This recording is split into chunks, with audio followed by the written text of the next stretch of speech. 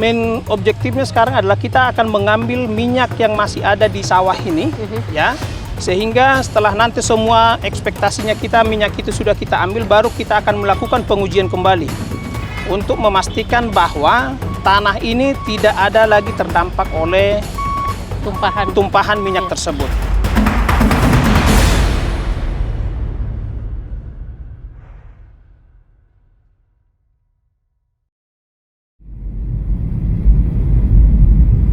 Running position. Perjalanan kami dimulai dari hiruk-pikuk Jakarta, melewati ribuan kilometer udara menuju Makassar. Perjalanan kembali dilanjutkan dengan pesawat kecil menuju Palopo, sebuah kota kecil di Sulawesi Selatan yang menjadi pintu gerbang terakhir sebelum menuju Sorowako. Tapi perjalanan belum usai. Dari Palopo, selama 7 jam, kami melaju melalui jalan berliku, menyusuri perbukitan dan hutan tropis yang menyimpan kekayaan alam luar biasa. Di Sorowako, berdiri Vale, raksasa pertambangan nikel yang saat ini sedang menjadi sorotan karena insiden kebocoran pipa minyak MFO pada 23 Agustus 2025 lalu. Liputan Tim Bisnis Indonesia kali ini fokus melihat dari dekat insiden kebocoran pipa minyak MFO, dampak yang ditimbulkan, dan sekaligus menyoroti respons Vale dalam mengatasi insiden kebocoran.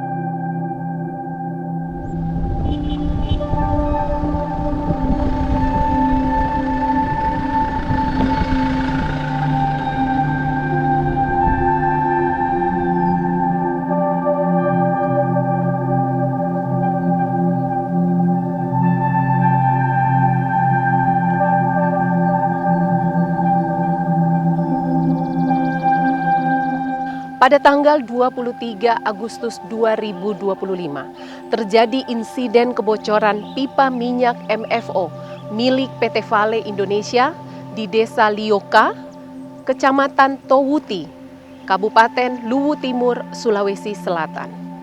Pada hari ini, kami akan menelusuri tempat di mana terjadinya insiden tersebut, sekaligus melihat aktivitas yang terjadi di sana dan penanganan yang dilakukan oleh PT Vale Indonesia.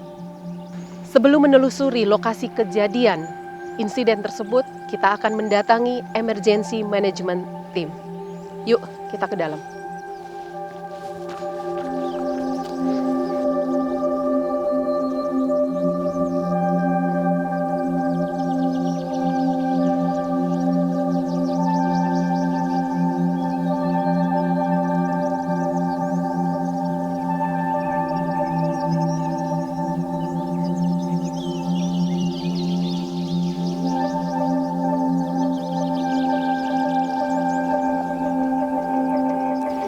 Selamat pagi. Selamat pagi, Pak Abu.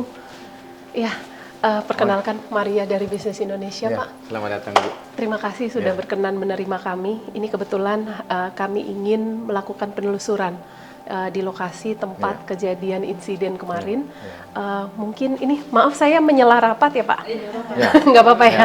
Oke. Ini sedang rapat apa, Pak? Ya, ini sedang rapat, ini adalah ruangan EMT, Emergency Management Team. Jadi sehari-hari dikoordinasi kegiatan penanggulangan tumpahan minyak dari sini. Oh, oke. Ya, jadi cukup jelas informasinya, termasuk aktivitas setiap hari. Oh, oke. Perkembangan dalam setiap hari sampai pada hari ini. Jadi setiap hari pasti Ya, dimulai. ada koordinasi. Ya, Ada oke. koordinasi. Jadi informasi dari lapangan kita catat di sini, kemudian apa langkah-langkah hari-hari berikutnya. Ya. Ini saya lihat jelas sekali ada step termasuk dari kejadian awal. Mungkin bisa jelaskan. Ya. Pada saat itu tim emergensi bekerja, semua tim ke lapangan juga yang emergensi, kemudian operasi menutup katup atau keran yang berdekatan dengan pipa bocor. Jadi kalau kita lihat minyak yang kami pompa dari Tanjung Mangkasa, ya dari pantai.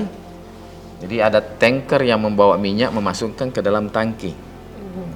Kemudian minyak dari tangki ini kami pompa ke pabrik pengolahan, ada tangki juga, kurang lebih 48 km. Jadi pipa itu di underground, di tanah, sepanjang 48 km.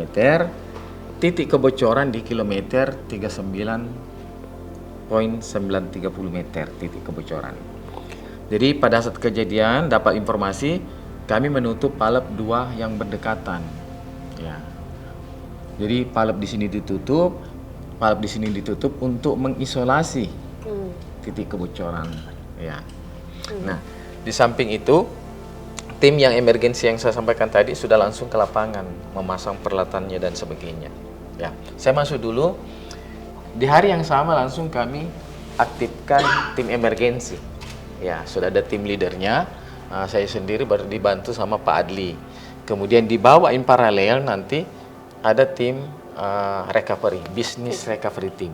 Jadi dari penanganan tumpahan minyak, kemudian akan lanjut nanti business recovery. Di hari yang sama, pemerintah daerah melakukan rapat koordinasi untuk membentuk satgas. Ini juga bagus. Jadi di hari yang sama pun bukan cuma kami yang membentuk emergency team, tapi pemerintah daerah juga membentuk satgas penanggulangan bencana. Nah, yang dikoordinasi oleh asisten 1. Ya. Kemudian, nah ini sebagai gambaran bahwa pada saat kami temukan titik bocor itu, ya di hari pertama kami temukan titiknya, kami juga membuat pocket pond untuk mengarahkan kebocoran itu dalam satu pocket pond supaya gampang nanti di konten kembali. Kan apa yang keluar kita harus ambil kembali. Nah, ini titik kebocoran seperti ini. Jadi kelihatan bengkok. Kalau ini kelihatan bengkok, tidak lurus. Ini kan underground, berarti ya, digali dulu. Ya, Dibuka dulu. Karena kelihatan ceceran di tanah, kami gali dulu. Setelah kami gali, kelihatan tidak lurus. Di sini tebing. Ya, di sini yang downhillnya ya, jadi miring begini. Jadi kelihatan seperti ada desakan dari luar yang ke arah dari tebing ke arah bawah ya, seperti gitu. Nah, ya, ini setelah kita melakukan perbaikan. Jadi di hari kedua itu kami telah melakukan perbaikan pipa. Hari kedua langsung ya, juga hari kedua langsung perbaikan. kami tutup. Kami lakukan perbaikan. Secara teknik ini ada kami dibantu oleh tim ahli, ya, tim ahli dari ITB. Kemudian yang dari BRIN sebenarnya, BRIN. Kemudian tadi saya lupa sampaikan, di hari kedua kami juga mobilisasi tim ahli dari UI, Prof Padma, 3 orang datang ke site di hari kedua untuk membantu kami melakukan penanganan. Karena mereka sudah terbiasa punya pengalaman tempat lain bagaimana mengenangani tumpahan minyak. Beliau datang ke sini. Di hari yang sama juga hari kedua kami mobilize tim OSCT dari Jakarta yang sudah punya pengalaman juga. Jadi semacam servis. Mereka profesional dalam melakukan menangani tumpahan minyak. Kami mobilisasi ke site untuk membantu kami dalam penanggulangan. Jadi sampai sekarang pun belum terdeteksi penyebab dari defleksi pipa minyak MFO ini ya? Karena masih dalam kajian. Pipa ini dari kekuatannya berdasarkan standar hanya bisa maksimum 10 mm. Jadi secara teknikal segitu. Kenapa pipa bocor? Karena ada defleksi pipanya yang disebabkan oleh faktor eksternal yang mendorong. Bagaimana yang mendorong? Nanti kita akan kaji dari segi geoteknikalnya, struktur tanah di sini, gunung dan sebagainya. Kalau kita lihat histori gempa dari Januari sampai Agustus ini ada 41 kali gempa. Dan terbesar pada tanggal 17 Agustus. Ya, berarti 6 hari sebelum kejadian ya. 6 hari sebelum kejadian terjadi gempa besar di Poso yang terasa sampai di sini. Ya, nanti hari Rabu ini datang tim ahli dari Unhas tentang geotek untuk mengkaji lebih lanjut bagaimana struktur tanah ini. Secara visual dan secara mekanikal sudah kelihatan sebenarnya. Cuma biarlah tim ahli yang melihat dari sisi geoteknya. Ya.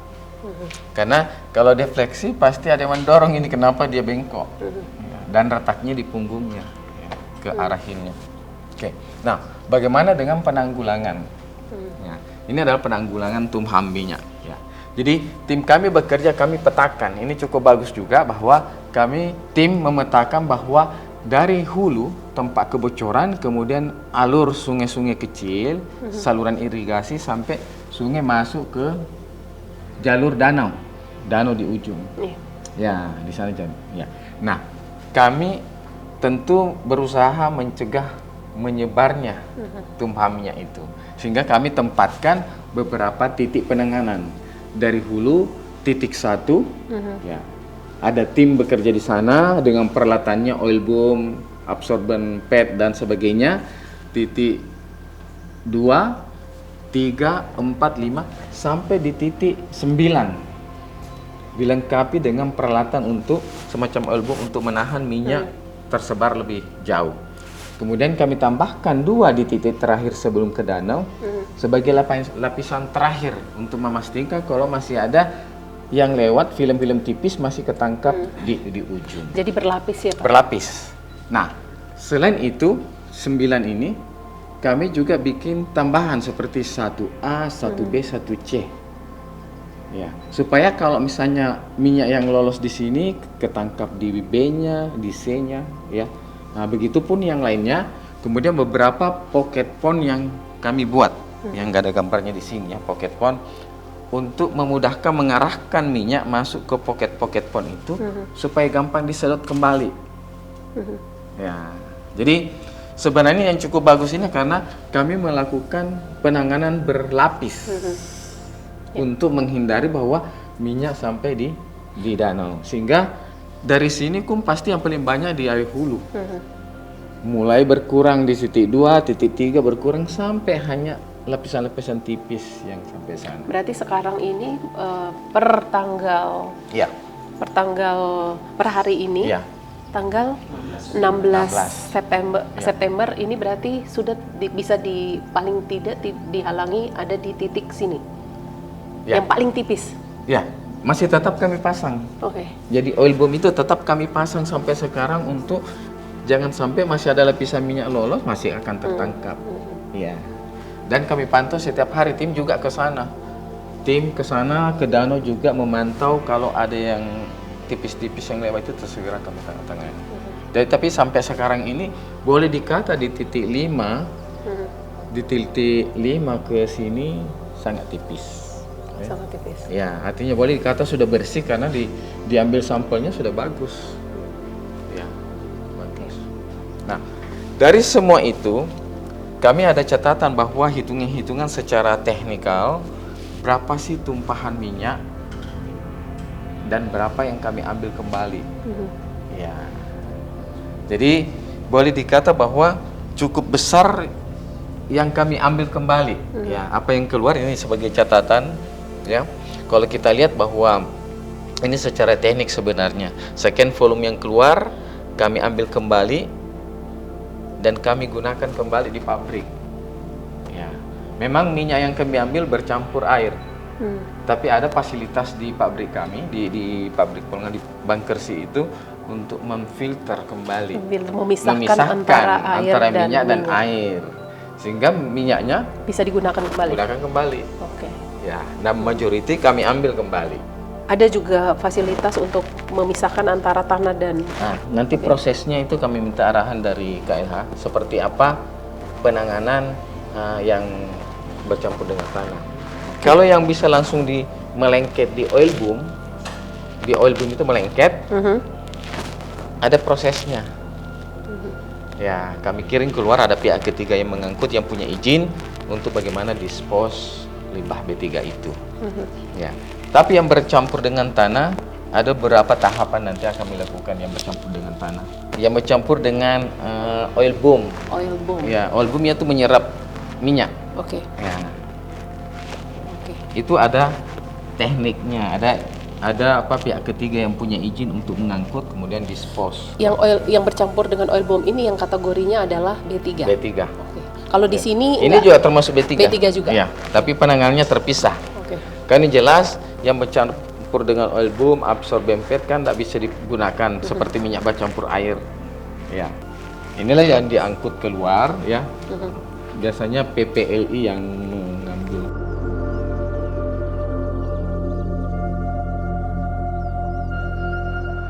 Ya, sama yang punya izin juga yang mengangkut keluar itu. Ya. Ya. Oke. Jadi ini semua. Kemudian kami juga di kantor Camat Sana Toboti mendirikan posko kesehatan. Jadi di sana kantor camat ada posko kesehatan yang bekerja dari pagi sampai sore. Kemudian malam pun ada hotline-nya. Kemudian ada di situ juga posko pengaduan, grievance dari masyarakat. Jadi setiap hari kalau ada pengaduan kita tampung semua. Ya. Nah, kemudian kami catat mana yang di follow up segera, mana yang masih di dalam in progress, itu kita catat semua.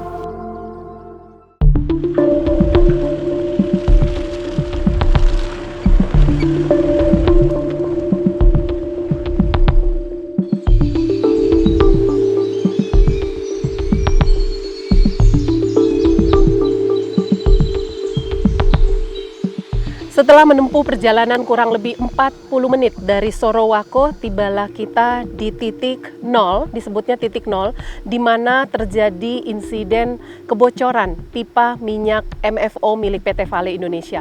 Yuk ikuti saya, kita akan lihat aktivitas yang terjadi saat ini per tanggal 16 September 2025. Ini tepatnya berada di kilometer 39 plus 930. Jadi kalau lihat di sini kenapa disebutnya kilometer 39, memang karena dihitungnya dari pelabuhan di mana minyak tersebut diangkut. Dari kilometer 0 yaitu Mangkasa Point, pelabuhan Mangkasa Point, minyak tersebut dialirkan ke pabrik pengolahan milik PT Vale Indonesia. Kita akan lihat ya, seperti terlihat di sini, ini tampilan pipanya. Kurang lebih 3 minggu lalu, tepatnya 23 Agustus, disinilah tempat terjadinya kebocoran. Kita akan coba temui bapak-bapak yang ada di lokasi kejadian sini. Halo Pak. Halo, ya, selamat siang. Ini selamat siang. Selamat pagi, maaf. Ini baru jam 10. Iya, jam 10 WITA ya. Jam 10 WITA. Saya tadi dapat kabar memang tidak terlihat aktivitas karena beberapa pekerja sedang sarapan ya. Jamnya break coffee time. Oh, jamnya break. Oke Pak, ini boleh kita lihat ke situ Pak? Ini lokasi persis pipa bocor ya? Ini kalau dilihat Bu, kan ada yang lebih besar ya dibandingkan sebelah-sebelahnya. Betul. Ya, itu adalah patching yang kita buat untuk menambal kebocorannya. Jadi di titik itulah titik kebocoran. Ini titiknya ya? Iya. Sip. Ini titiknya tadi di 39. Iya, kilometer 39 930. Oke. Jadi kemarin itu ini kan dikubur di dalam tanah. Betul. Pertama kali terjadinya indikasi, apa yang terlihat Pak di permukaannya? Kan ini terkubur kurang lebih setinggi dalam itu ya. Itu kan sebelah ini kan tanah aslinya ya. Jadi kita berdiri ini sudah kupasan sebenarnya. Oh, oke. Ya. Pas di area kebocorannya tidak terlalu banyak yang bisa dilihat, tapi oli sudah mengalir sampai ke bawah, mendekati ke jalan. Nah, di situ sudah mulai muncul. Oh, oke. Gitu. Jadi dari titik kebocoran, oli merembes di dalam tanah. Kemudian ketika ya kurang lebih 10-20 meter dari titik kebocoran, di situ oli keluar. Pak, ini titik 39 dari pelabuhan ya? Dari pelabuhan, betul. Namanya tadi Pelabuhan Mangkasa Point. Pelabuhan Mangkasa Point. Jadi memang minyak MFO tersebut diangkut dari pelabuhan. Betul. Untuk kemudian tersalurkan ditransfer, menuju betul. Ditransfer menuju plant site. Plant site. Plan site itu ada di kilometer Jadi panjang pipa ini itu 48,8. 48,8. Betul. Nah, sementara plan site-nya di Itu di 48,8 itu. Oh, Betul. berarti ke atas lagi. Betul. Oke, masih kurang lebih sekitar kurang lebih 10 lah ya. Ya, 10 ya, kilometer dari sini. Memang kalau kelihatan ini tanahnya kan agak berbeda ya Pak. Itu Iya. memang karena sudah ada Jadi campuran. betul. Di Oli kan merembes di bawah sini, kemudian mengkontaminasi tanah di situ sehingga menjadi sedikit lebih hitam. Oke. Nah, ini yang sementara dikerjakan oleh teman-teman, untuk kita gali karena dia kan sudah terkontaminasi ya. Itu sudah kita anggap sebagai limbah B3. Itu yang kita gali, kemudian nanti kita angkat. Begitu. Artinya proses penyelesaian tidak hanya kemudian membenarkan pipa tersebut, tetapi juga membersihkan recovery dari area yang sudah terkontaminasi. Betul. Saya masih bisa lihat kalau perhatikan di sini itu masih ada cairan ya, minyaknya ya. Iya, kontaminannya. Kontaminan. Itu yang digali sama teman-teman, digali karena sudah dekat dengan pipa ya. Jadi penggaliannya manual. Kemudian dimasukkan dalam karung-karung ini. Oke. Ini adalah tanah-tanah itu, ya kan pekerjaan penggalian belum selesai ya. Dimasukkan dalam karung-karung ini, kemudian nanti ini yang kita bawa untuk ya ada pengolahan lebih lanjut lah ya untuk limbah B3. Oke. Begitu. Nah, proses kalau tadi kita kembali ke proses yang untuk mengatasi persoalan tersebut, untuk pipa itu sebenarnya dari kejadian tanggal 23 Agustus, pipa itu udah diperbaiki kalau tidak salah di H+1 ya, langsung diperbaiki. Iya, betul. Betul. Karena pada saat itu langsung kita langkah pertama kan kita combat ya. Karena kan oli sudah mulai banyak yang keluar, jadi kita combat, tim banyak combat di area bawah menahan agar oli jangan menyebar terlalu luas. Kemudian kita gali titik kebocoran karena dia di bawah, sebenarnya kita tidak tahu di titik mana sebenarnya. Cuman ya dari atas itu adalah tanda-tanda sepertinya di sini, sepertinya di sini. Nah, itu yang kita gali. Oke. Begitu. Pipa ini sendiri sebenarnya sudah lama kah Pak? Dikonstruksi tahun 1975. 1975. Oke. Tapi kemudian terus apa yang kan ini kebetulan karena ditemukan titik kebocoran di pipa tersebut. Langkah pengawasan atau pemantauan seperti apa yang kemudian diterapkan untuk pipa-pipa lainnya, karena ini panjang sekali kan. Betul.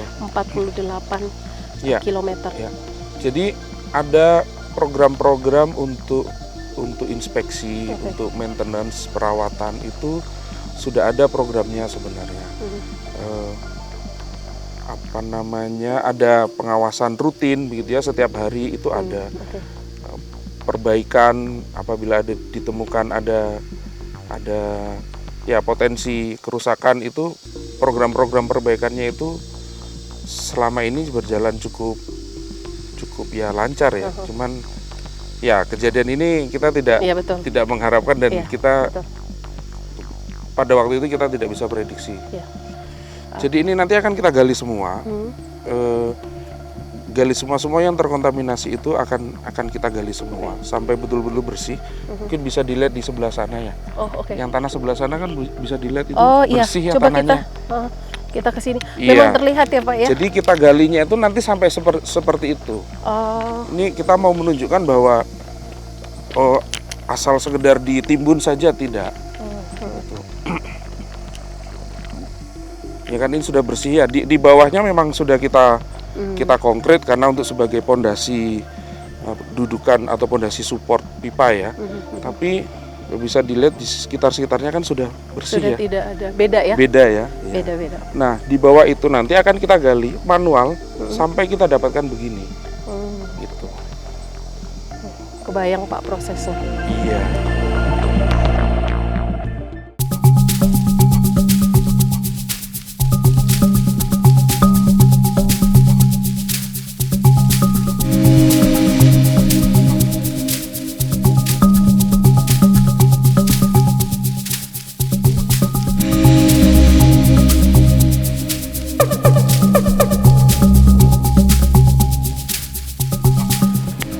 sedang berada di titik 1A1. Bisa dilihat aktivitas yang sedang terjadi di sini. Banyak sekali para pekerja yang sedang membereskan atau memulihkan, membersihkan areal sawah yang terkena atau terdampak dari tumpahan oil atau tumpahan minyak MFO milik PT Vale Indonesia. Kita pagi ini akan ngobrol langsung untuk bertanya secara detail apa yang sedang atau aktivitas apa yang sedang terjadi di lokasi ini. Ikuti saya. Halo Pak Febrin. Halo Bu. Ya, saya Maria. Bapak, saya mau tanya-tanya sedikit aktivitas yang sedang terjadi hari ini. Ya. Mungkin bisa dijelaskan apa yang sedang dilakukan? Ya, jadi mungkin seperti yang diketahui ya bahwa 23 Agustus kemarin kita ada problem terkait dengan pipa minyak kita yang menyebabkan adanya tumpahan minyak dan sampai ke area persawahan ini gitu ya. Jadi seperti yang dilihat ini ada sekitar 2,3 hektar sawah yang terimpact langsung. Maksudnya terimpact langsung itu adalah ada minyak yang kita temukan berada di dalam sawah gitu. Oke. Sehingga yang kita lakukan sekarang itu adalah bagaimana kita recovery minyak ini. Jadi main objektifnya sekarang adalah kita akan mengambil minyak yang masih ada di sawah ini ya. Sehingga setelah nanti semua ekspektasinya minyak itu sudah kita ambil, baru kita akan melakukan pengujian kembali untuk memastikan bahwa tanah ini tidak ada lagi terdampak oleh tumpahan minyak tersebut gitu. Nah, kalau bicara tadi ada dampak langsung dan ada dampak tidak langsung. Dampak langsung itu karena terkena tumpahan atau teraliri oleh tumpahan minyak. Kalau bicara dampak tidak langsung, ini berarti jadi ada dampak langsung dan dampak tidak langsungnya. Dampak langsung itu karena sawah ini langsung teraliri minyak masuk ke dalam. Tetapi karena sebagian upaya kita juga untuk membatasi penyebaran minyak, kita melakukan isolasi di saluran irigasi. Oh, oke. Karena kita melakukan isolasi itu sehingga alur irigasi itu kita arahkan ke satu pon yang ada di satu pon di satu C sana, sehingga itu tidak bisa masuk ke sawah-sawah yang lain. Oh, oke. Itulah yang menjadi dampak tidak langsungnya, sawah yang lain itu tidak bisa dialiri air karena kita mau mengisolasi minyak itu tidak akan menyebar ke sawah-sawah yang belum saat ini tidak terkontaminasi. Oke. Jadi teralirnya minyak tersebut itu melalui saluran irigasi sebenarnya. Jadi dari titik hulu sana sekitar 1 kilo dari sini itu turun masuk ke dalam saluran irigasi. Dan kebetulan pada saat kejadian itu area ini area yang rencananya akan dibajak sehingga masyarakat mengarahkan airnya ke sawahnya gitu. Itulah yang menyebabkan minyak masuk ke sini. Jadi area-area yang di sana yang terdampak tidak langsung itu area yang kebetulan belum akan dibajak dan irigasinya belum diarahkan ke sana gitu. Nah, 2,3 hektare yang terdampak di sini, ini sebenarnya bukan punya warga semuanya ya Pak? Jadi tanah ini itu sebenarnya ada juga yang kita sudah bebaskan ya. Jadi ini adalah line tower kita. Oke. Ya, line tower ini kita bebaskan itu kiri kanan 30 meter untuk memastikan area line tower ini area bebas. Oke. Jadi sebenarnya ini area yang sudah dibebaskan oleh Vale. Kemudian area di sana kalau kita lihat patok kuning itu adalah batasnya. Itu adalah area persawahan yang masih yang awalnya persawahan penduduk gitu. Oke. Jadi kalau lihat di sana Pak, yang di tempat kita berdiri ini persis yang kemarin saya bisa bayangkan waktu tanggal 23 Agustus, 24 Agustus ini ada semacam tumpahan genangan minyak. Ya. Kita bisa lihat di situ ya Pak, yang kelihatan masih seperti menempel ya. Jadi sebenarnya di sini itu ada tumpahan minyak, tetapi karena volume air naik turun, gitu ya, itulah yang menyebabkan sebenarnya levelnya sampai di situ. Kalau volume minyaknya tidak sampai sebesar itu, gitu ya. Jadi, tapi karena minyak itu kan massa jenisnya lebih rendah daripada air, sehingga dia akan selalu berada di atas. Ketika kita alirin, jadi kemarin itu kita sudah lakukan flushing di sini. Flushing itu maksudnya kita isi dulu air supaya minyaknya kita minimalisir. Kita ambil minyaknya ya, makanya ada pon-pon di sini. Itu kita bersihkan. Sekarang itu adalah kita sudah aliri tapi masih kan udah banyak menempel di tanah nih. Nah, tanahnya yang sekarang kita ambil. Oke, jadi prosesnya ini sedang mengangkut tanah. Ya. Oke, terus? Nanti ini akan kita angkut tanahnya. Kemudian setelah itu nanti akan kita flushing sekali lagi. Oke, flushing itu tadi. Kita akan flushing. Setelah itu kita akan mengambil sampel. Ya, yang juga nanti kita akan dibantu oleh tenaga-tenaga ahli. Oke. Apakah kondisi sekarang ini itu tanah sudah bebas dari minyak atau belum? Kalau belum, apa next yang akan kita lakukan itu nanti akan kami diskusikan dengan ahli. Jadi ini baru tahap awal dari ini baru pemulihan tahap awal kembali, dari recovery. Tanah atau areal. Ya, setelah recovery ini nanti selesai baru kita akan berbicara mengenai pemulihan. Jika selama tahap recovery ini masih ada minyak yang berada di di dalam tanah. Dan itu berarti sebelum beralih ke tahap selanjutnya kita harus menunggu dulu kajian atau hasil temuan dari kita harus berdasarkan hasil lab, harus hasil sampel yang menyatakan bahwa ini masih ada kontaminan. Dan apa yang harus dilakukan untuk itu. Jadi tidak sembarang kemudian tidak sembarangan tiba-tiba di tapi main objektif tim saat ini kita lakukan aktivitas manual. Itu sebenarnya adalah untuk mengurangi kontaminasi atau minyak itu semakin jauh meresap gitu ya. Itulah kenapa kita ambil secara manual. Dan kalau saya lihat ini memang pengamanan atau perlindungan cukup sangat ketat ya untuk para pekerja di sini karena mereka menggunakan sarung tangan, sepatu boot, termasuk juga pakaian khusus ya. Tetap PT Vale itu memiliki budaya mengenai keselamatan. Jadi dalam setiap aktivitas yang dilakukan itu tetap kita mengutamakan keselamatan pekerja kita. Ini lingkungan sudah tercemar, jangan sampai masyarakat atau karyawan kita juga ikut sakit akibat ini gitu. Sehingga kita akan recovery ini tapi recovery dengan aman dan selamat. Terima kasih Pak Febrin, silakan. Tadi saya melihat Pak Febrin sedang mengawasi. Saya coba melihat-lihat situasi di tempat lain. Siap, terima kasih. Terima kasih ya Pak Febrin ya.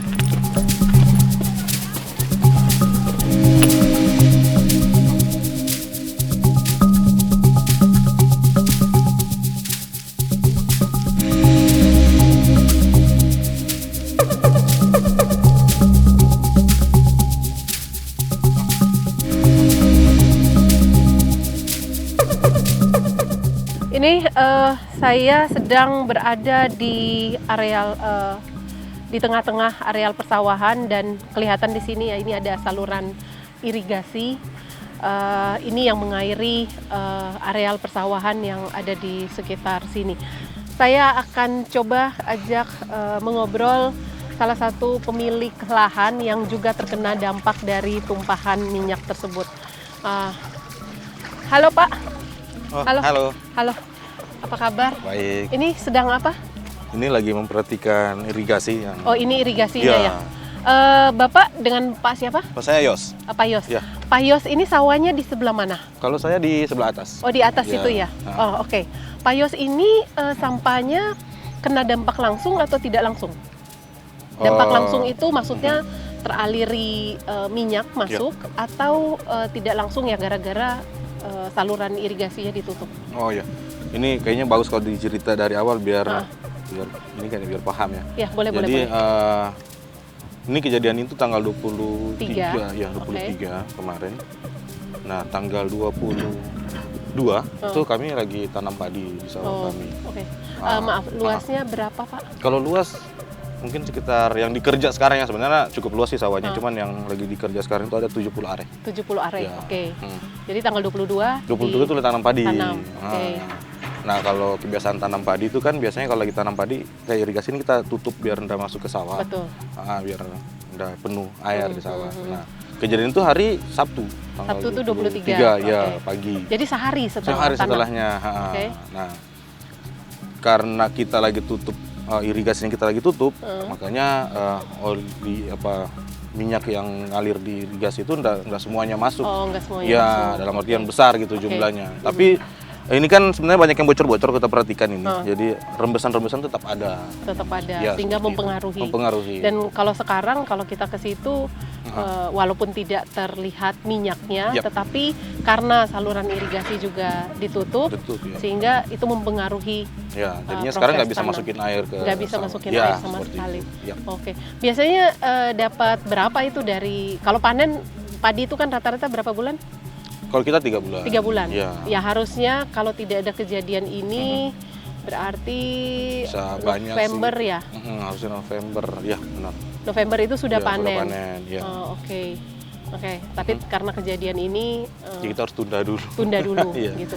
Tapi Kayak, tapi terus sejauh ini sudah ada komunikasi dengan pihak perusahaan. Oh ya, kalau PT Vale saya pagi itu kebetulan hari dimana kejadian itu saya pagi datang ke sini. Biasalah kita ngecek sawah kan. Memang tuh bau kan, saya cium bau kok ada bau oli, bingung dari mana asalnya. Saya udah jalan-jalan ke sini, ternyata di irigasi ini udah penuh. Oke. Itu waktu itu saya ngecek sekitar sejengkal ada kali ketebalan Ketebalannya. minyak yang ada di sini. Di atas permukaan Iya, di air. permukaan air. Ya seperti itu. Jadi pagi itu aja kita foto, kirim ke grup, kita ada grup, kirim ke grup, berteman di grup yang sampaikan ke pihak eksternal Vale. Oke. Jam 10 apa jam berapa gitu sudah pada datang dari eksternal, responnya cukup cepat sih. Untuk Tapi tentu saja mempertanyakan hak-hak yang nanti akan Oh, iya. didapat dari PT Vale ya. hak-hak kita tetap pertanyakan karena waktu itu PT Vale juga berkolaborasi dengan pemerintah ya. Oke. Jadi pemerintah yang apa sih istilah mediasi ya, Oke. yang mengantarai kita dengan pihak Vale sehingga banyak yang disepakati bersama, Oke. termasuk hak-hak kita itu. Oh, gitu. Seperti itu. Oke. Ya. Saya kalau lihat di sini warga juga ikut bekerja. Ya. Ada juga karyawan dari PT Vale juga bekerja. Benar. Memang kelihatan bahu membahu untuk Ya, jadi PT Vale menyelesaikan juga persoalan. apa namanya, jadi warga-warga yang nganggur gitu, Ya. jadi diberdayakan ya. Diberdayakan Ya, juga seperti untuk. itu. Oh, jadi sebagian juga ada warga Ya, yang sebenarnya sebenarnya ada warga. tidak Sebenarnya bukan karyawan bukan, langsung, ya. tetapi warga yang Ya. kemudian dipekerjakan Dipekerjakan oleh pihak Vale untuk membersihkan areal Ya, seperti itu. dari minyak ya. Ya, siap. Oke. Ya. Oh, di sana ya, Pak Ya, ya. di sebelah atas. Mudah-mudahan lancar, Pak, semuanya. Amin, Mudah-mudahan amin. cepat Ya. selesai karena yang ditunggu sekarang ini pasti aliran irigasi ini Ya. cepat dibuka ya.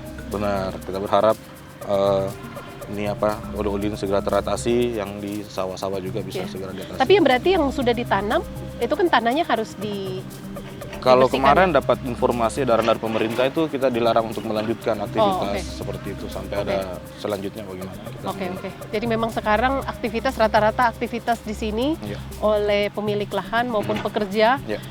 memang dihentikan. Dihentikan. Ya. Ya karena memang masih harus diperiksa juga Ya, kan benar. tadi kadar kandungan Betul, seperti itu, ya. kontaminan yang ada di tanah ini juga harus ditelusuri gitu. Benar, seperti Takutnya itu. membahayakan.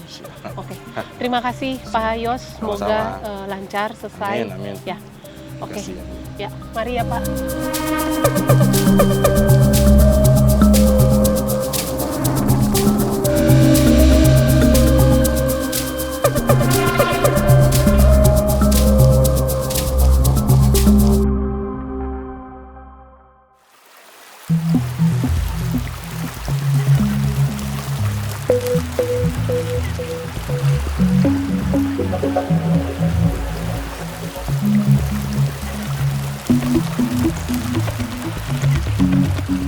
Jadi terlihat di sini sebelah kiri saya ada sebuah benda yang berwarna kuning, putih.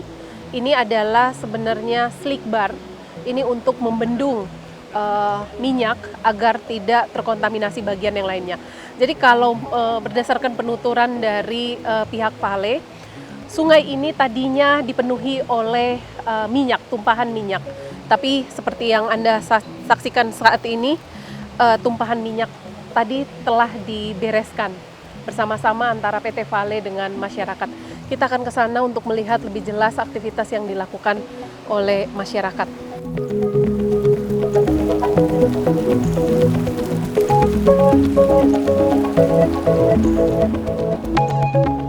Halo Pak, selamat siang. Siang. Selamat dulu Pak. Ini, oke. Ini saya lihat ada yang sedang bekerja Iya. membersihkan aliran sungai tersebut Iya. ya Pak.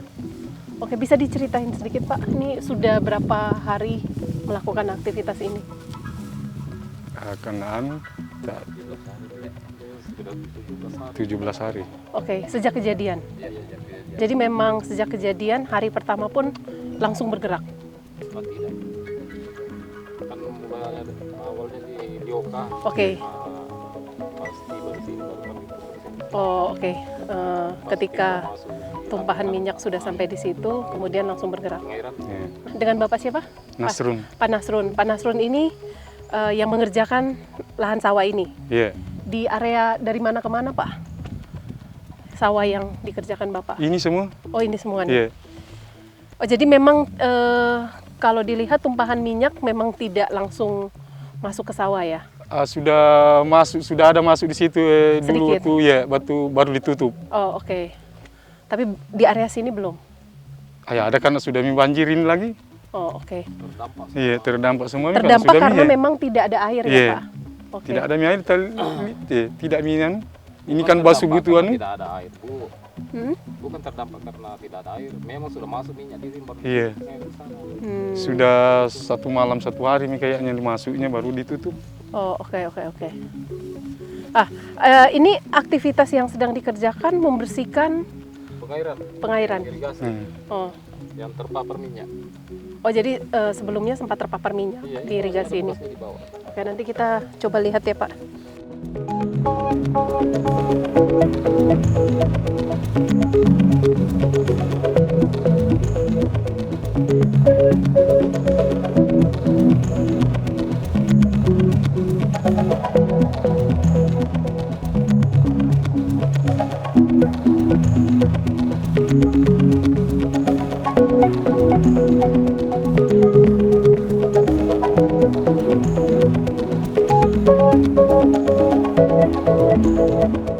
Di titik 9 ini kita bisa melihat secara langsung dan dari dekat upaya penanganan tumpahan minyak dari insiden kebocoran pipa yang terjadi kurang lebih 2 pekan lalu.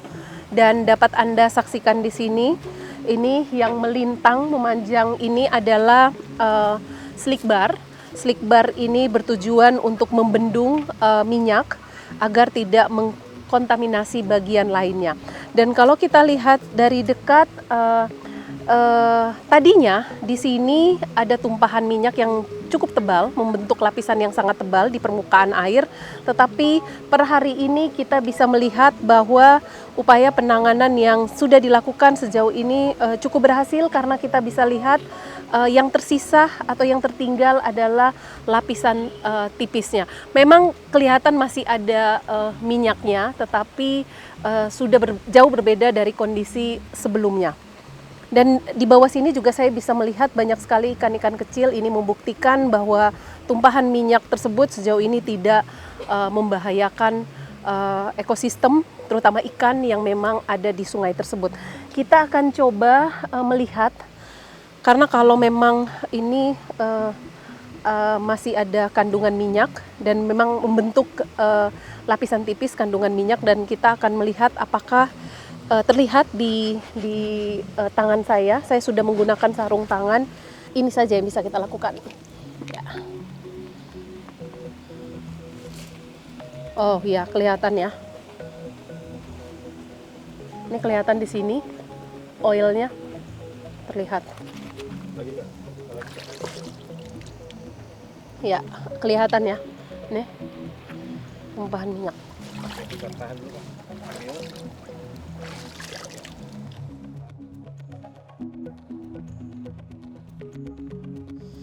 Ya, kelihatan ya. Kelihatan sih. Tapi ini sudah tipis sekali. Tadi dari kita sudah mendengar banyak cerita bahwa ini mungkin yang tersisa adalah sisa-sisa dari pembersihan di titik-titik sebelum ini. Tapi sudah dibendung dengan menggunakan slick bar, sehingga paling tidak yang masih tersisa atau kandungan oil yang masih menempel pada air tersebut tidak kemudian mengkontaminasi bagian yang lainnya.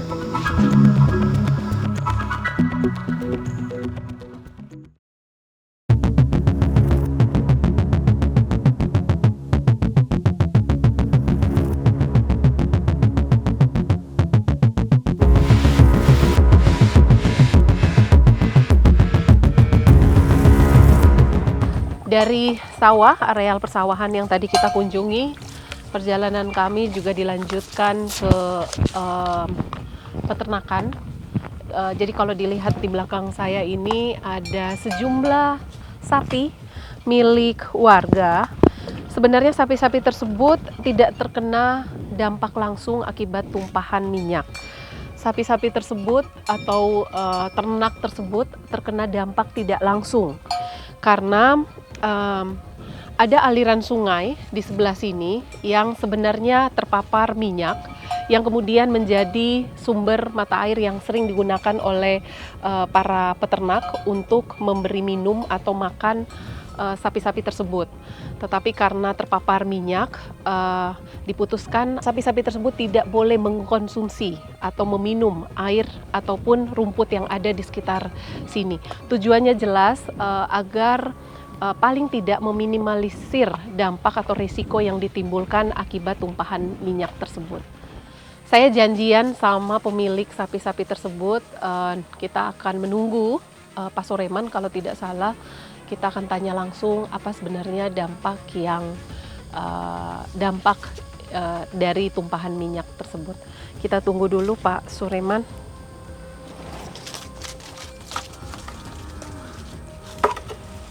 Halo Pak. Halo. Apa kabar Pak? Baik. Dengan Pak Soreman ya, Pak? Bapak ini punya Bapak sapinya? Ya, saya punya ternak. Ya. Ada berapa? 8. 8 ya? Oh, oke.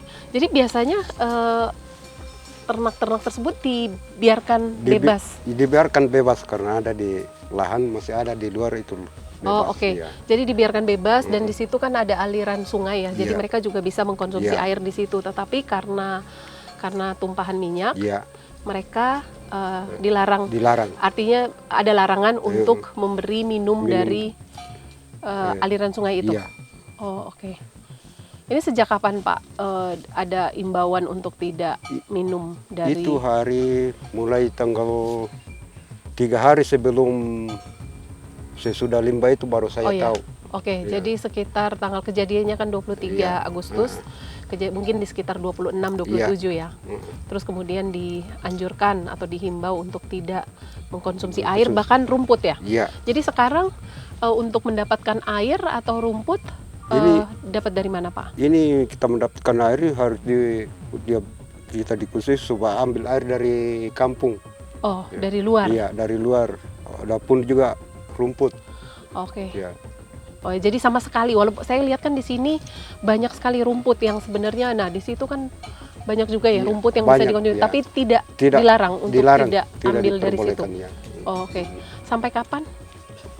Tuh pokoknya mulai dari 3 hari dari kejadian itu sudah disuruh kita Tapi belum ada pemberitahuan bahwa sampai dengan waktu tertentu tidak boleh mengkonsumsi air ataupun mengambil rumput dari sini. Belum ya? Oke. Jadi Bapak ya benar-benar mematuhi itu. Untuk sementara ngambil dari luar. Untuk makanan ataupun minuman dari ternak tersebut. Oke. Agak merepotkan nggak Pak? Gara-gara harus ambil air dari... Ini sebenarnya yang merepotkan ini air dengan makanan. Rumput, ya, makanan. Oke. Karena jauh. Oke. Ya mudah-mudahan cepat selesai Pak. Sehingga nanti bisa kembali normal, sapi-sapi tersebut bisa kembali mengkonsumsi air langsung dari aliran sungai atau mencari rumputnya juga gampang ya Pak. Insya Allah. Oke. Terima kasih ya Pak. Terima kasih. Saya lihat-lihat dulu ini.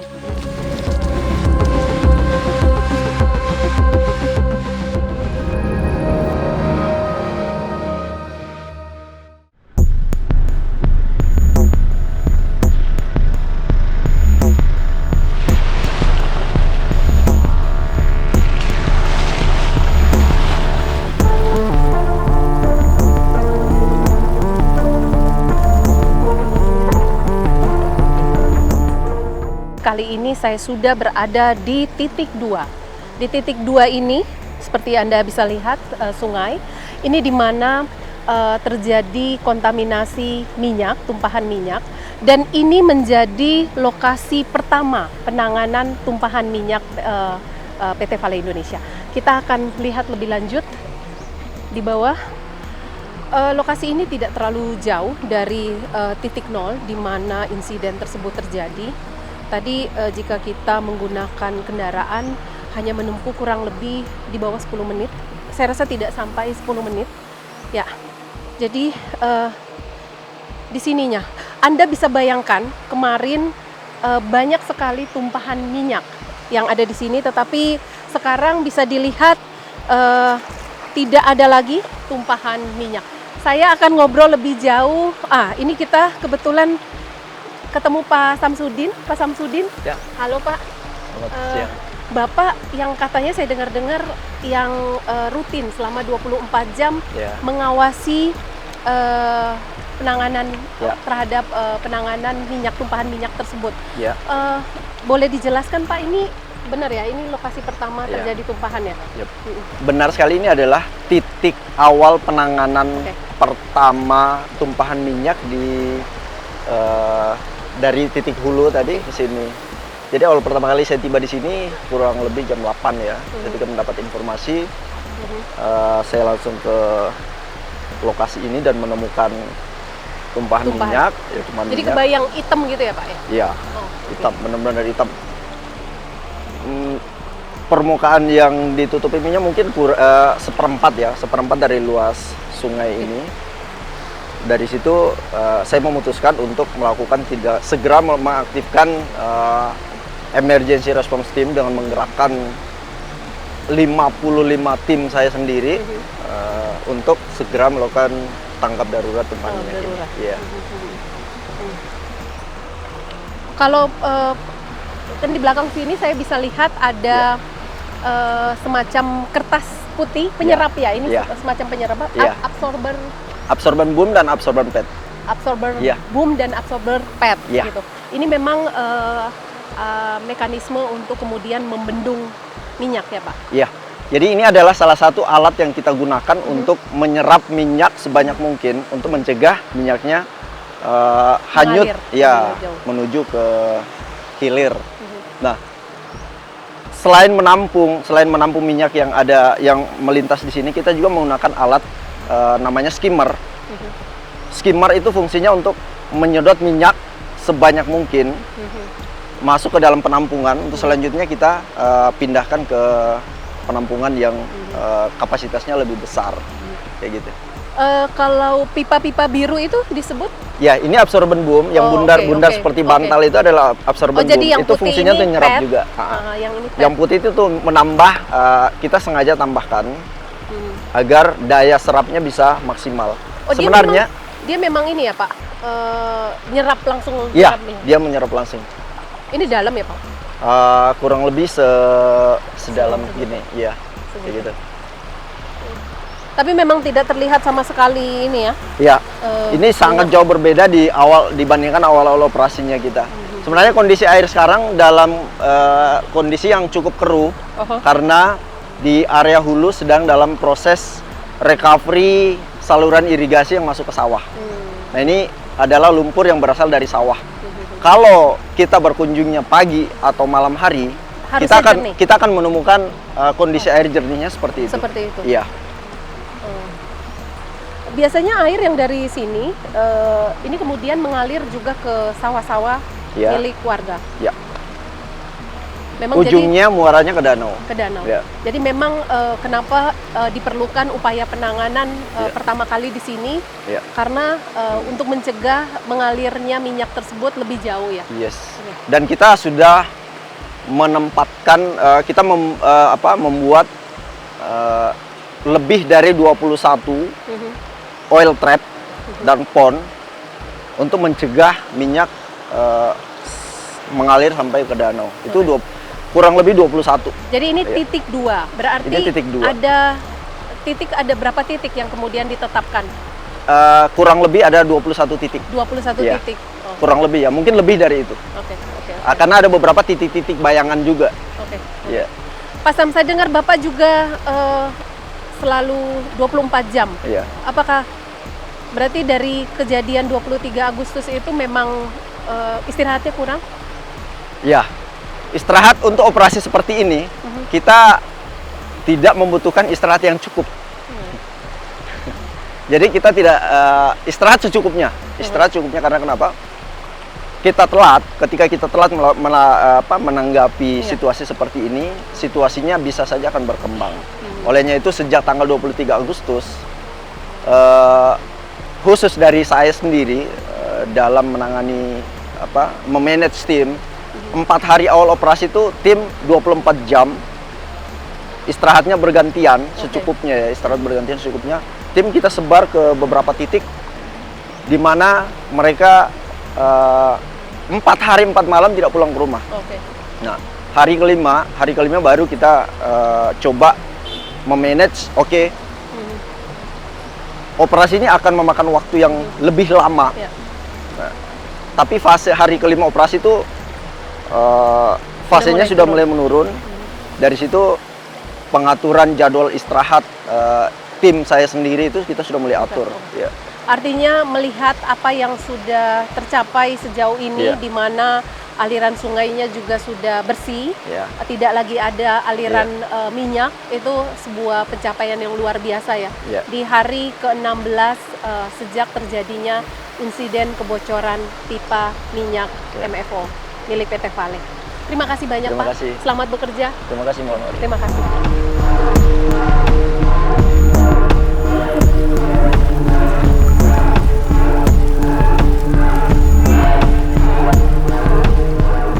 Sejak insiden kebocoran pipa tersebut, banyak yang sudah dilakukan oleh Vale Indonesia.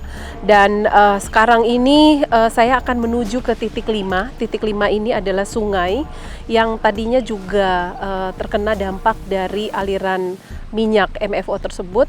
Dan kabarnya di sana sudah ada Pak Abu.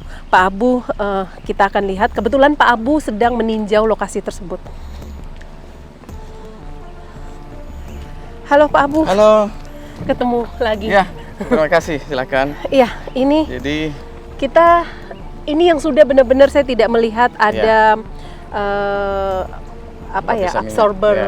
absorben pad di sini. Sudah tidak ada lagi apa tuh Pak alat yang panjang? Slick bar. Slick bar. Saya sudah tidak melihat lagi slick bar di sini.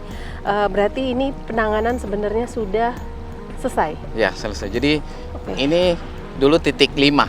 Nah, kita sebut dalam peta penanggulangan itu titik 5 yang kami tempatkan tim 24 jam siang dan malam. Kemudian beberapa lapisan oil boom yang kami pasang, termasuk slick bar. Kemudian ini juga bekas poket-poket pon kecil yang kami taruh di sini untuk mengarahkan kalau ada lapisan-lapisan minyak sehingga mudah untuk diambil. Berarti tadinya sejak insiden kebocoran pipa di sini ini tampilannya ya benar-benar ada lapisan-lapisan mengalir. Kami tangkap di sini. Karena kalau saya lihat sekarang sepertinya seperti tidak ada bekas bahwa ini tadinya sempat dialiri oleh minyak dari pipa yang bocor itu ya Pak. Sekarang bisa kita saksikan aliran air sudah cukup bersih ya. Butuh berapa waktu Pak penanganan untuk di titik 5 ini? Sebenarnya kami tempatkan itu selama 2 minggu. 2 minggu juga itu termasuk waktu tanggap darurat ya. Termasuk apa yang dicanangkan oleh pemerintah daerah ya. 2 minggu waktunya itu dan kami bisa selesaikan dengan baik. Boleh. Pak kita coba ke bawah bisa nih? Kita turun? Iya.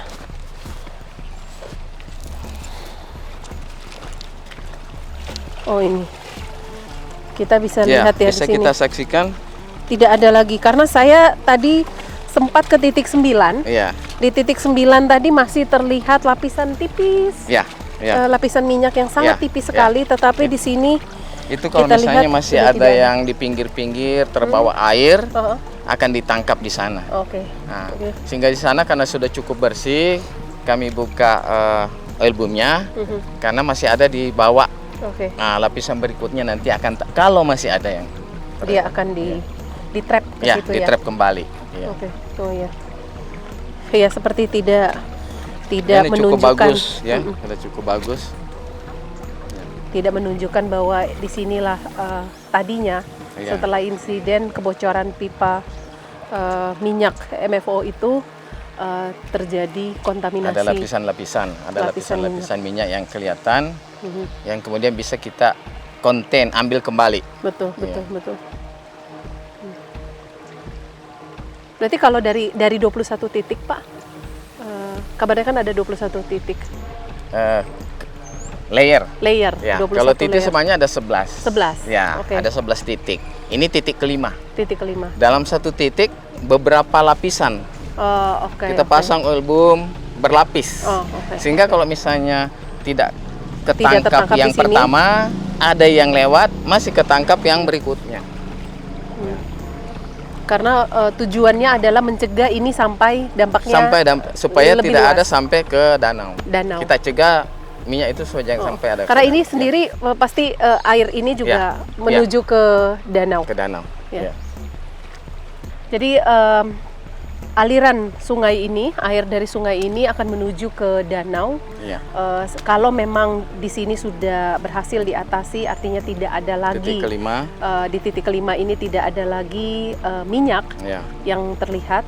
Walaupun tipis, bisa dipastikan bahwa air yang mengalir menuju danau tersebut adalah air yang sudah bersih, bebas Karena dari masih ada minyak. titik ke-6, masih ada titik ke-7. Ya. Walaupun kelihatan tidak ada lapisan minyak, tapi kami masih tempatkan oil boom.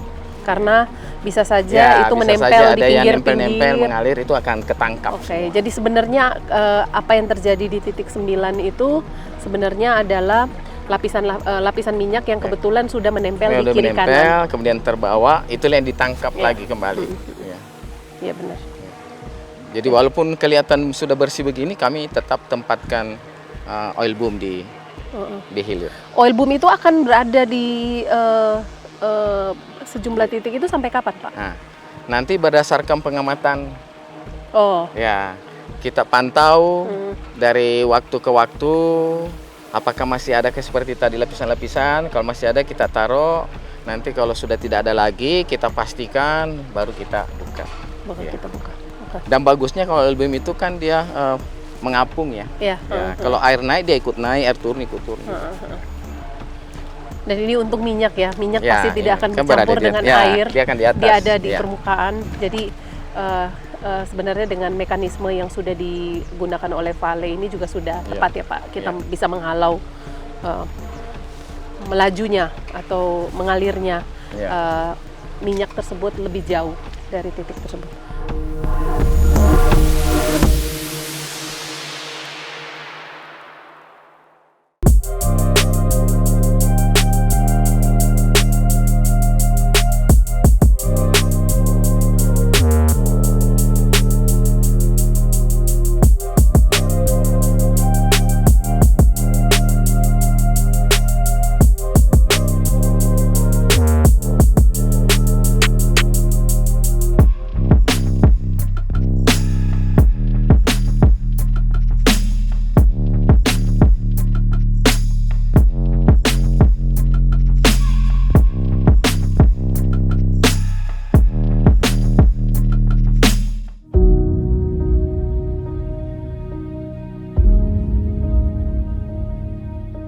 Kebocoran pipa minyak PT Vale di Sorowako yang sempat mengontaminasi sawah dan aliran sungai juga memicu kekhawatiran terkait dengan dampaknya terhadap lingkungan dan kesehatan.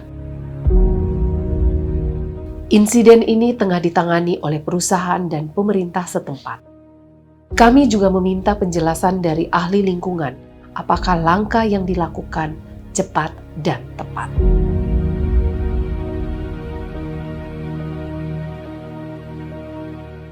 Jadi kami ingin atau diminta untuk melihat apa yang sudah dikerjakan dan tentunya rekomendasinya apa. Gitu. Kami yang melihat ini adalah bahwa pada beberapa titik itu PT Vale sudah melakukan hal yang kalau kami bilang ya all out ya, dan hasilnya sudah sangat baik.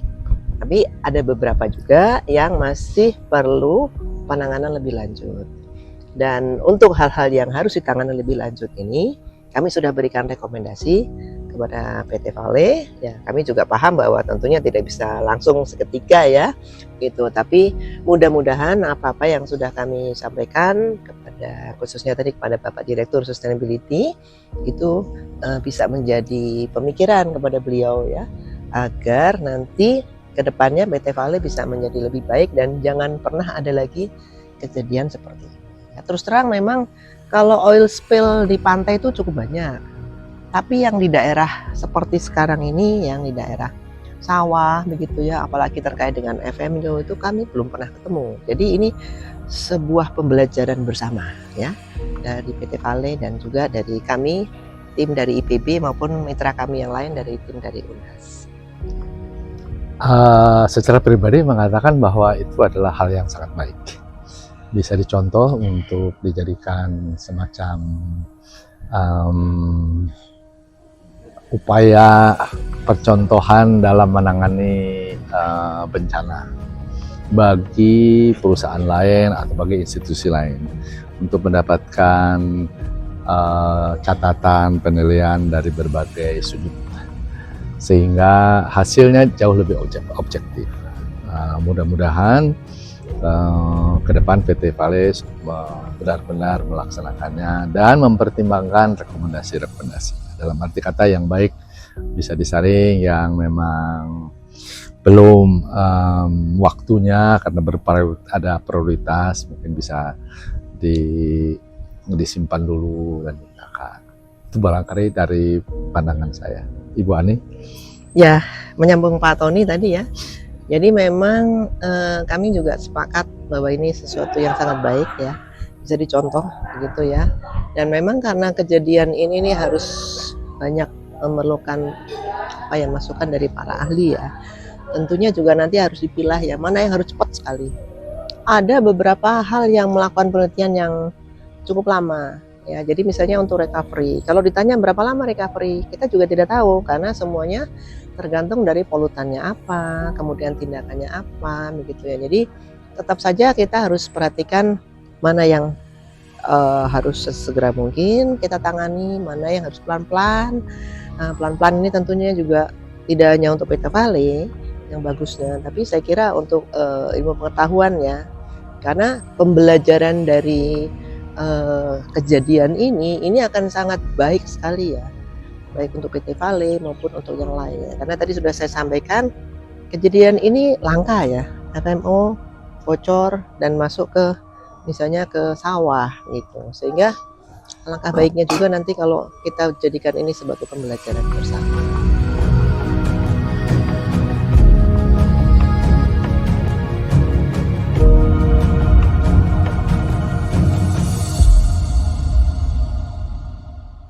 Di sela-sela kunjungan redaksi Bisnis Indonesia ke lokasi terdampak kebocoran pipa minyak MFO milik PT Vale Indonesia, kami kebetulan bertemu dengan Pak Anto, Direktur Utama PT Vale Indonesia. Kesempatan ini kami manfaatkan untuk berbincang-bincang untuk mengetahui lebih detail langkah apa yang disiapkan oleh Vale. Nah, oke, ini ketemunya jauh. Ketemunya jauh. Jauh dari Jauh di Jakarta, ketemunya di Sorowako. Ketemunya di Sorowako. Oke, Pak Anto, kami kebetulan sudah ke lokasi, sudah lihat masyarakat yang terdampak, ada sawahnya, ada peternakan yang memang terdampak, ada dampak langsung dan dampak tidak langsung. Yang jadi pertanyaan, what's next? Apa yang kemudian disiapkan oleh Vale Indonesia? Baik, Mbak Maria. Memang ini kan kejadian luar biasa ya, yang menurut saya siapapun tidak ingin ini terjadi. Tapi it happens anyway. Jadi kita sudah melalui masa tanggap darurat. Dalam masa tanggap darurat itu fokus PT Vale tentu saja penanggulangan dampak supaya dampak tidak menyebar dan tertanggulangi dengan baik. Dan kemudian juga pada saat yang bersamaan mengidentifikasi seberapa besar sebetulnya dampak itu. Nah, tentu saja setelah masa tanggap darurat ini selesai dan kita merasa bahwa dampak sudah tertangani, artinya dampak sebaran minyak sudah tertangani, kita akan melangkah ke fase selanjutnya, yaitu bagaimana melakukan recovery, sekaligus juga memberikan bantuan sosial terhadap pihak-pihak masyarakat yang mendapatkan akibat dari kebocoran pipa minyak.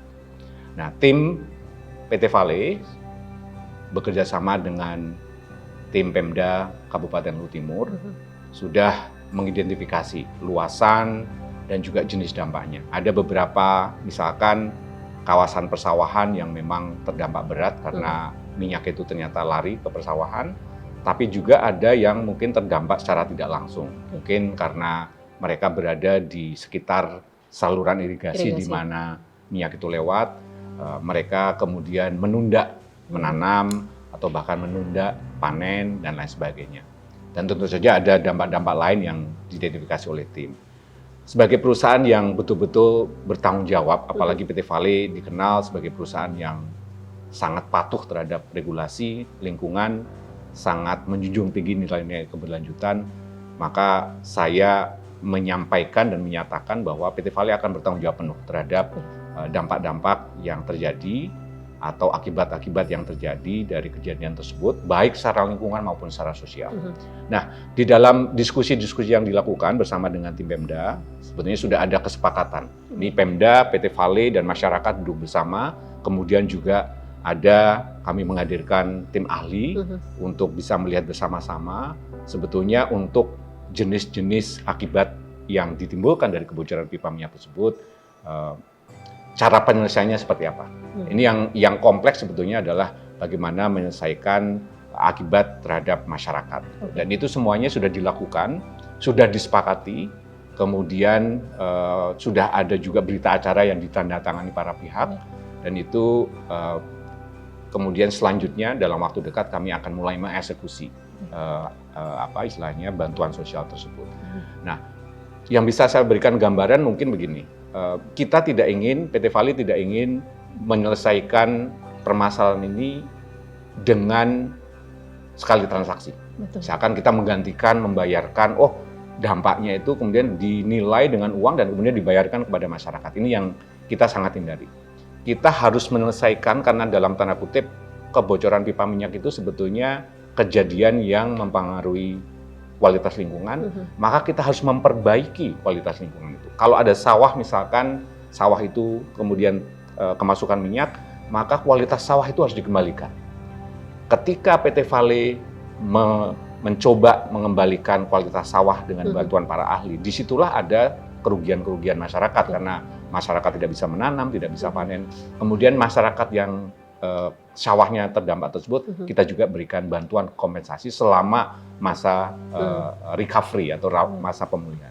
Jadi konsep-konsep itu kami lakukan dan kami libatkan juga masyarakat di dalam proses pemulihan supaya mereka melihat sendiri, terlibat langsung, dan mereka bisa yakin bahwa proses pemulihan itu memang dilakukan dengan baik.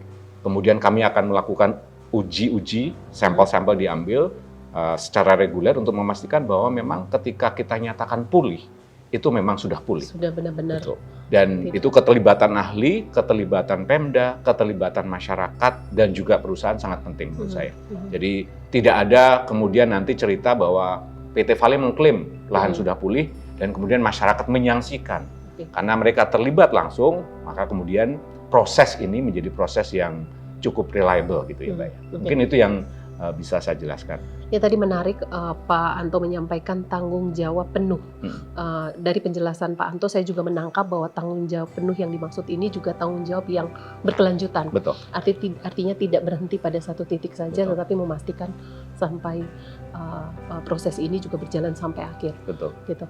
Nah kalau saya boleh didetailkan bantuan-bantuan sosial, karena memang ini bergantung dari dampak yang kemudian terjadi atau dialami oleh masyarakat, baik peternak, petani, tetapi bisa didetailkan sedikit bantuan seperti apa yang disiapkan? Sebetulnya seperti yang tadi saya jelaskan sebagai ngambil satu contoh gitu ya, ketika ada satu area persawahan kemasukan minyak dan kemudian mengakibatkan satu tentu saja area persawahan tersebut tidak bisa ditanami dan akibat dari sawah tersebut tidak ditanami, masyarakat kehilangan penghidupan. Jadi tanggung jawab PT Vale jadi beberapa layer nih, beberapa lapisan. Pertama adalah bagaimana sawah tersebut bisa kita pulihkan. Gitu. Dan kalau mau memulihkan, itu berarti PT Vale harus mengambil alih secara penuh kontrol kendali terhadap area tersebut. Karena kalau tidak, misalkan ternyata area tersebut banyak orang masuk, banyak orang terlibat, nanti proses pemulihannya menjadi tidak fokus gitu. Jadi satu langkah adalah kita sewa. Kita lahan persawahan yang kemasukan minyak itu kita sewa. Tujuannya apa kita sewa? Supaya kita mempunyai kendali penuh terhadap area tersebut. Itu satu. Yang kedua, di dalam proses pemulihan, nanti kan mungkin misalkan salah satu contohnya, kita membutuhkan sekam. Maka si pemilik sawah tersebut, yang sawahnya kita sewa juga kita libatkan. Mungkin bersama dengan masyarakat lain. Kalau mereka bisa mensuplai sekam, kemudian untuk pemulihan, mereka terlibat juga. Selain itu, karena fakta bahwa katakanlah misalkan pemulihan membutuhkan waktu 18 bulan sampai 2 tahun, itu kan mereka kehilangan mata pencarian. Betul. Jadi kita hitung, dalam 1 tahun atau 2 tahun itu mereka biasanya panen berapa kali. Sekali panen berapa ton. 1 ton katakanlah hasilnya berapa rupiah. Itu juga kami kompensasi kepada pemilik lahan. Jadi hal-hal seperti itu Mbak yang kami lakukan. Ada alokasi dana khusus yang memang disiapkan untuk penanganan masalah ini? Sebetulnya ini sekali lagi yang seperti saya sampaikan tadi, ini tanggung jawab penuh perusahaan. Jadi kami sudah menghitung dan kami sudah mengalokasikan dan kami sedang dalam proses, karena kami perusahaan terbuka, kami sedang dalam proses mendapatkan persetujuan dari pemegang saham untuk memberikan bantuan sosial itu. Dan saya yakin pemegang saham juga berkomitmen penuh mendukung manajemen perusahaan untuk bisa memberikan bantuan sosial yang memang layak diterima oleh para pihak yang memang mengalami akibat dari dampak kemarin. Pak Anto, satu yang terakhir, ini kan kejadian boleh dikatakan walaupun kita belum bisa menyimpulkan apa yang terjadi, tetapi paling tidak sampai saat ini ada dugaan-dugaan ya, ada bencana atau apapun. Bagaimana ke depan memastikan dari Vale Indonesia memastikan agar kejadian ini tidak terulang lagi? Baik. Kita selalu bisa mengambil hal-hal positif dari kejadian yang terburuk sekalipun, Mbak. Jadi saya melihat ada beberapa hal yang menjadi pelajaran berharga buat PT Vale maupun insan-insan di PT Vale. Pertama, dari kejadian kemarin kita melihat ya bahwa sedemikian besar support dari pemerintah dan juga masyarakat. Itu satu. Dari hal tersebut saya melihat bahwa hubungan baik dengan pemangku kepentingan itu menjadi sangat penting buat perusahaan, buat PT Vale, dan tentu saja buat semua perusahaan yang lain. Saya bisa membayangkan bahwa kalau kita tidak mempunyai hubungan yang baik dengan pemangku kepentingan, mungkin respon kita terhadap kejadian ini tidak bisa secepat dan sebaik yang ada sekarang. Jadi tentu saja ini adalah menjadi momentum gitu ya buat saya pribadi maupun teman-teman di Vale untuk betul-betul mengingat. Dan bukan hanya mengingat, tetapi betul-betul menegaskan di dalam hati komitmen kita untuk menjalin hubungan baik dengan pemangku kepentingan. Itu satu. Yang kedua, tentu saja kalau kita bicara tentang risiko operasi dan bagaimana kita memitigasi risiko operasi, kita harus mengkaji ulang. Ini terjadi terhadap pengoperasian pipa minyak. Dan memang pipa minyak ini kan dulu pada waktu kita mulai beroperasi ditanam di bawah tanah. Mungkin dulu pada waktu itu putuskan mungkin ini aman terhadap gangguan manusia, tanam di bawah tanah. Tetapi saat ini kita menduga bahwa daerah-daerah tertentu yang memang pipa minyak itu lewat, itu adalah daerah-daerah yang rawan pergeseran tanah. Dan itu yang disinyalir diduga kuat menjadi penyebab kejadian kemarin. Jadi salah satu hal yang kita lakukan sekarang adalah mengkaji untuk area-area tertentu mungkin dari KM mungkin 38, 39, 40, 41 ya, itu kita sebutnya yang rawan pergeseran. Kita memang akan cek uji data tersebut terlebih dahulu apakah memang betul.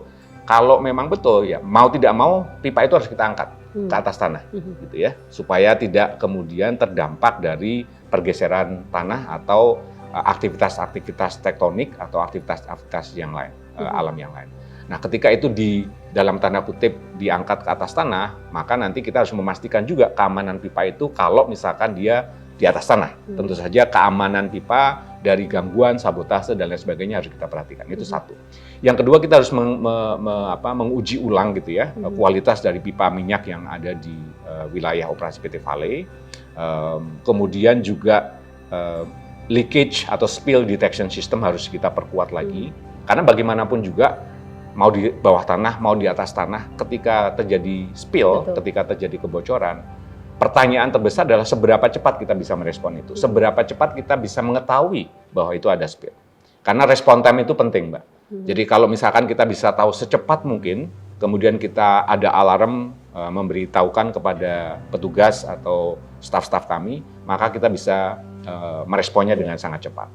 Itu yang pertama. Yang kedua, kalau misalkan terjadi spill lagi, yang paling kita takutkan adalah kejadian seperti yang kemarin. Jadi minyak itu bisa masuk ke area irigasi, masuk ke sungai, dan yang paling kita takutkan masuk ke danau tentu saja. Jadi kita harus membuat kontrol-kontrol. Kalau itu terjadi misalkan kayak pengalaman kemarin, itu kan masuk ke dalam tanda kutip, masuk ke saluran irigasi, masuk ke sungai, dan tidak ada titik-titik di mana aliran itu bisa kita stop dan kemudian kita belokkan, misalkan kan. Jadi kita berpikir katakanlah misalkan di area-area tertentu kita harus memetakan potensi, katakanlah kalau misalkan nih tidak bisa hindari ada kebocoran, alirannya kemana. Nah, di titik-titik tertentu kita harus memastikan, mungkin di situ harus kita bangun pintu air air ya. Kemudian dalam tanda kutip ketika pintu air itu kita tutup, kita alirkan itu ke pon, penampungan permanen misalkan. Dan disitulah katakanlah kecepatan respon time itu menjadi sangat penting. Jadi kan nanti ketika terjadi kebocoran misalkan gitu, kita mengalir arah alirannya, kemudian kita bisa baca, kemudian pintu air kita tutup, kemudian kita alirkan kebocoran itu ke pon yang memang sudah kita siapkan secara permanen. Itu salah satu hal yang kita pikirkan ketika memang kebocoran terjadi lagi. Tapi kita tentu saja tidak menginginkan itu terjadi, maka kita juga mengalokasikan tenaga, waktu, dan juga resources yang ada untuk betul-betul memastikan pipa minyak ini aman gitu ya. Terutama di area-area tertentu yang memang rawan, kemudian memastikan kualitas pipa semuanya dari Mangkasa Point sampai di pabrik itu juga aman, dalam kondisi yang baik, dan detection system itu menjadi penting, dan juga maintenance rutin itu memang harus dilakukan. Bagaimanapun juga kita harus mengetahui gitu ya, paparan katakanlah pipa terekspos di atas tanah, pasti terekspos terhadap hujan, terhadap matahari, dampaknya terhadap kualitas pipa seperti apa, maintenance seperti apa, harus kita pahami semuanya supaya betul-betul kita bisa memiliki sistem dan proses pengoperasian pipa minyak yang aman. Artinya ke semua rencana-rencana tersebut untuk memastikan agar tidak ada kejadian di masa mendatang. Betul. Oke, Pak Anto, terima kasih. Saya juga akan ke danau untuk melihat seberapa besar dampak dari tumpahan minyak milik PT Vale ini. Betul. Ya kami sih sangat terbuka ya, Mbak Maria. Bahkan dalam tanda kutip kami tidak ingin menutup-nutupi sebetulnya. Jadi kalau ada klaim bahwa ada dampak di tempat ini, di tempat itu, di titik ini, di titik itu, cara paling cepat, cara paling akurat untuk membuktikannya melihat sendiri sebetulnya.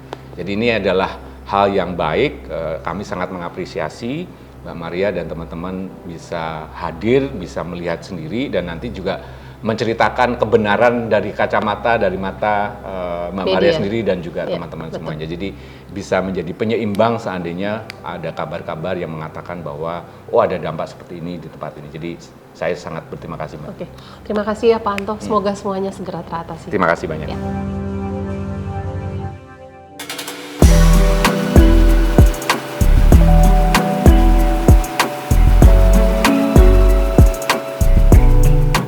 Perjalanan tim redaksi Bisnis Indonesia akhirnya berakhir di sini, Danau Tohuti.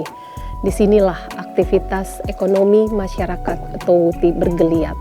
Oleh karena itu, penting untuk memastikan agar danau tersebut bebas dari tumpahan minyak akibat kebocoran pipa milik PT Vale Indonesia. Seperti yang Anda lihat di belakang saya, sampai dengan saat ini, per 17 September 2025, sejumlah pekerja masih menyelesaikan pekerjaan mereka membersihkan sisa-sisa minyak yang ada di permukaan air danau tersebut. Kita berharap proses tersebut segera berjalan lancar dan danau tersebut kembali menjadi bersih dan bebas dari tumpahan minyak akibat insiden pipa. Saya Maria, pamit undur diri.